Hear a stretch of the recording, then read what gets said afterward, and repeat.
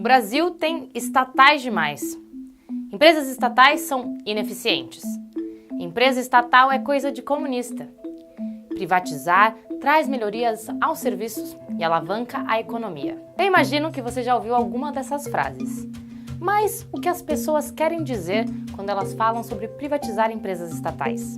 Desde o início do mandato, Jair Bolsonaro e o ministro da Economia, Paulo Guedes, vêm anunciando a venda de várias empresas públicas que pertencem à União. E a venda dessas empresas vai afetar diretamente a sua vida. Afinal, são elas que fornecem serviços e produtos básicos, como luz, gasolina, tratamento de água e esgoto, entre outros. Agora, eu vou falar sobre alguns argumentos de quem defende a privatização de empresas públicas, trazendo exemplos do Brasil e do mundo. Antes disso, para não perder os nossos conteúdos, inscreva-se no canal do YouTube do Brasil de Fato e ative o sininho para ser notificado das novidades.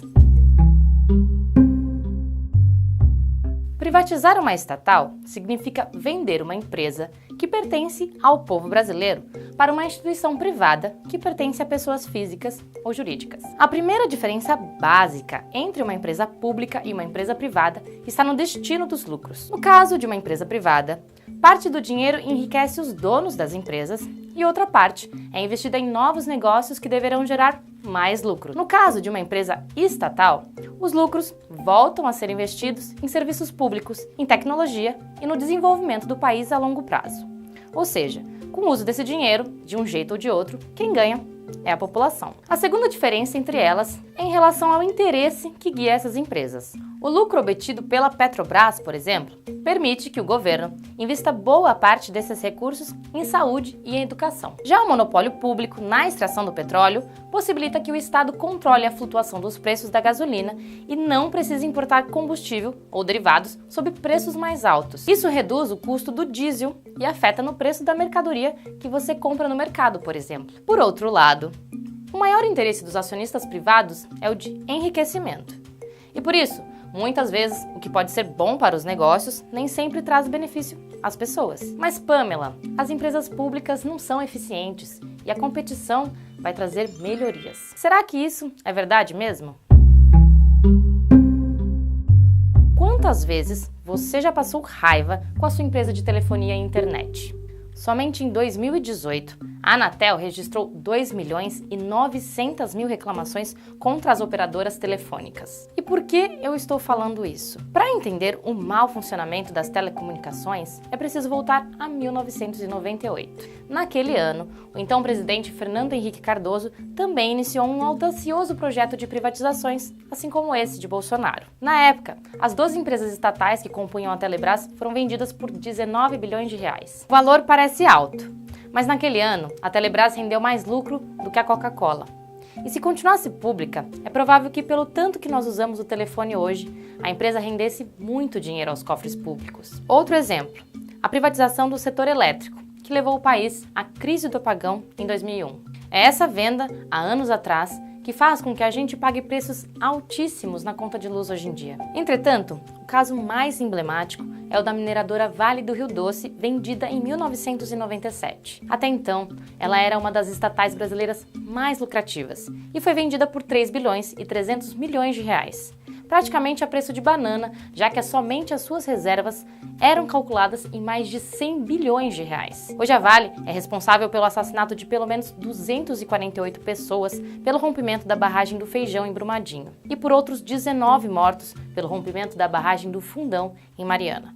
São milhares de pessoas atingidas, além de denúncias por impactos no solo, contaminação de rios, desmatamento e erosão. Em nosso canal, você pode ver algumas reportagens sobre o assunto. Apesar dessas perdas irreparáveis para a população e para o meio ambiente, há quem defenda a venda das estatais por causa de supostos prejuízos financeiros que elas causam aos cofres públicos. Mas pense bem, você compraria um produto que só fosse te dar prejuízos? Será que as empresas privadas comprariam algum ativo público se não vissem neles uma oportunidade de aumentar as suas taxas de lucro? Em 2016, apenas as estatais federais somavam cerca de 500 bilhões de reais em patrimônio. Somente em 2018, os lucros das empresas públicas alvos da privatização, como a Eletrobras e a Petrobras, cresceram 132%. No ano passado, o valor do lucro das principais empresas federais foi de 74 bilhões de reais. E se a gente pegar um período mais longo, veremos que o potencial lucrativo das empresas estatais é enorme. Entre 2002 e 2016, as empresas públicas federais renderam um total de 200 bilhões e 800 milhões de reais aos cofres públicos. Pensando nisso, faz sentido que o setor privado esteja muito interessado em comprar essas estatais, não é? Na verdade, se engana quem pensa que empresa estatal é coisa ultrapassada ou de comunista. Você sabia, por exemplo, que a Volkswagen é uma empresa estatal controlada pelo governo alemão e que a Peugeot e a Renault são outras conhecidas como participação do Estado francês? Apesar de dizerem que o Brasil possui estatais demais, com 130 empresas estatais nacionais, o número é baixo em comparação a outros países. A China tem cerca de 150 mil empresas públicas, a Alemanha 15 mil e os Estados Unidos 7 mil. Bom, e por conta dos altos preços e dos maus serviços prestados à população, que muitos países voltaram atrás da privatização de suas empresas. Segundo o Transnational Institute, entre 2000 e 2017, foram quase 900 serviços reestatizados no mundo. 83% dos casos mapeados aconteceram de 2009 em diante. Na Alemanha, nas 2 últimas décadas, 348 empresas voltaram a ser estatais. E ninguém menos que os Estados Unidos reestatizou 150 empresas que haviam sido privatizadas. Aqui no Brasil, a cidade de Itu, em São Paulo, passou por uma reestatização.